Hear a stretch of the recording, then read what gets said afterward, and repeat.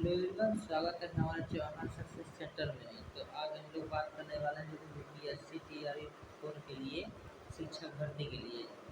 तो आइए हम लोग बात करते हैं। तो बायोलॉजी का क्वेश्चन हम पढ़ने जा रहे हैं। तो बोल रहा है कि जीवन की मूलभूत इकाई यूनिट क्या है। जीवन का मूलभूत इकाई क्या है? तो ये होता है आपका एक कोशिका होता है, जो कोशिका होता है। तो नेक्स्ट सवाल करते हैं। तो नेक्स्ट सवाल, कोशिका के बारे में निम्नलिखित में से कौन सा कथन सही नहीं है? तो ये बोले कोशिका के बारे में निम्नलिखित में कौन सा कथन सही नहीं है। तो यहाँ पे नेगेटिव देखते हुए चलना है। तो ये इसका हो जाएगा आपका बी नंबर हो जाएगा। कुछ कोशिका के बदले आकार होते हैं, कुछ कोशिका के बदले आकार होते हैं। तो चलिए नेक्स्ट सवाल 3 नंबर क्वेश्चन पे आते हैं। निम्नलिखित में से कौन सा कोशिकांग पादप कोशिका में पाया जाता है किंतु जंतु कोशिका में नहीं पाया जाता है?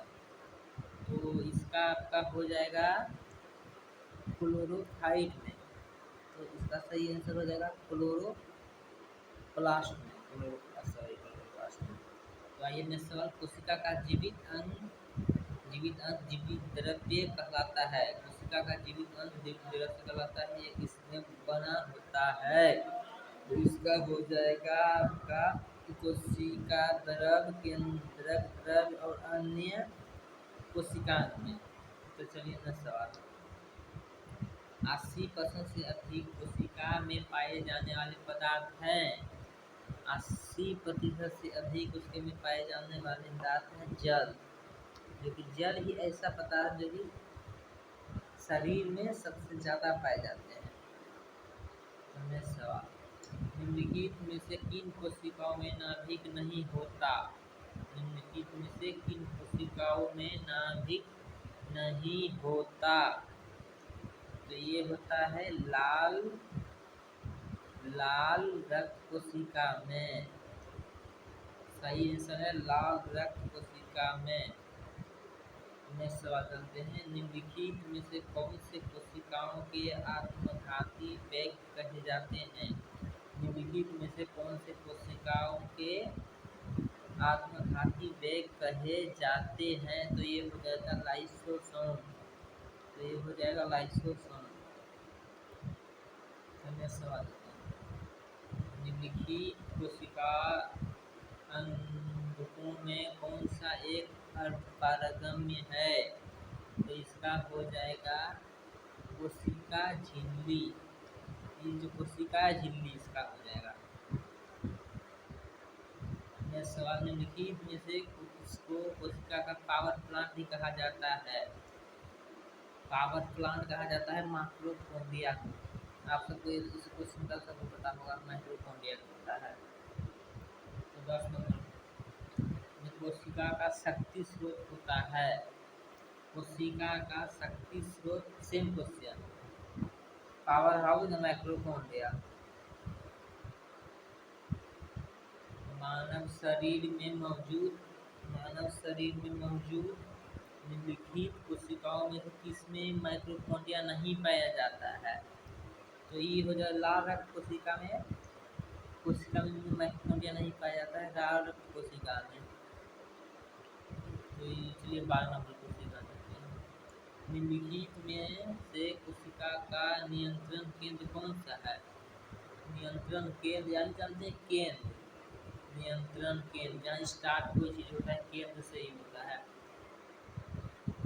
13 नंबर, निम्नलिखित की कोशिका सूक्ष्मतम जीवित कोशिका है। निम्नलिखित में कोशिका सूक्ष्मतम जीवित कोशिका आपका माइक्रोप्लाज्मा हो जाएगा।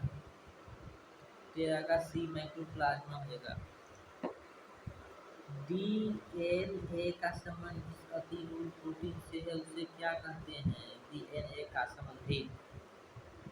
संबंधित पूछ रहा है तो ये हिस्टोन से हो जाएगा, हिस्टोन। चलिए 15 नंबर करते हैं।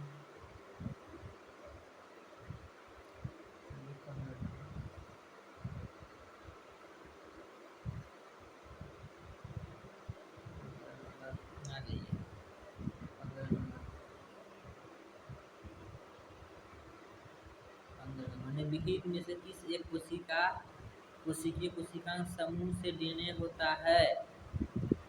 तो ये हो जाएगा सूत्री कणिका केंद्र हरित लवण से।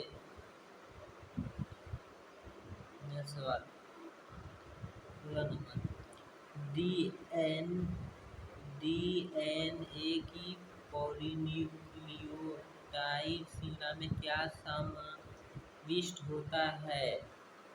तो इसका हो जाएगा आपका ए नंबर, एक नाइट्रोजनस क्षारक डीऑक्सीराइबोस प्रसंस्करण।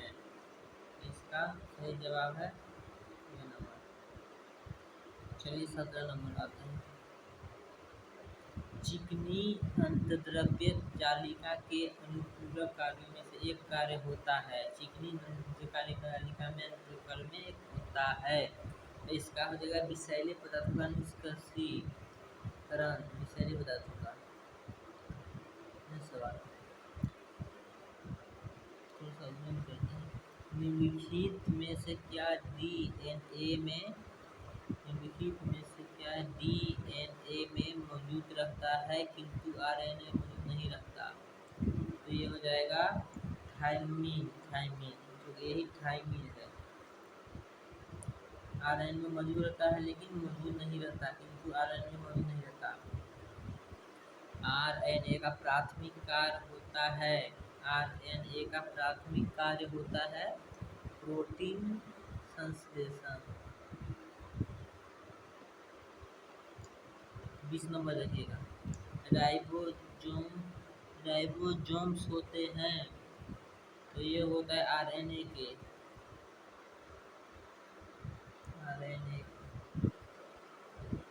नेक्स्ट सवाल करते हैं, 21 नंबर सवाल करते हैं।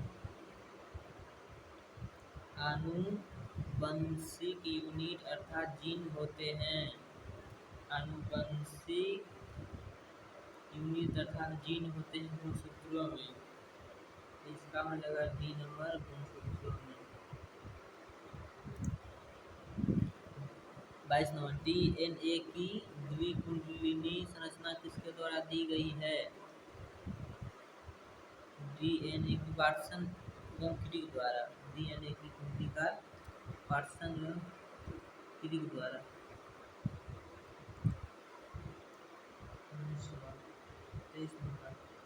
सबसे पहले डीएनए को अलग किसने किया था? सबसे पहले डीएनए का फ्रेडरिक हॉफस्टीटर ने।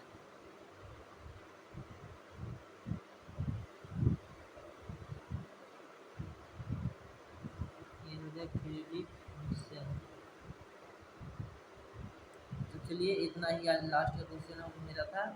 तो मिलते हैं कल के वीडियो में।